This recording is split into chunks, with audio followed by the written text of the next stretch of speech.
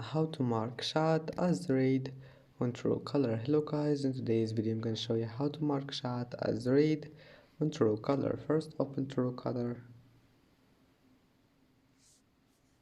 Now click on your now click messages, and here we'll find this one here, any chat you want like this one. And if you want to make it mark as read, just hold on it and then here is it, click on it, and that's it. And you can make it again as unread, and I hope that can help you.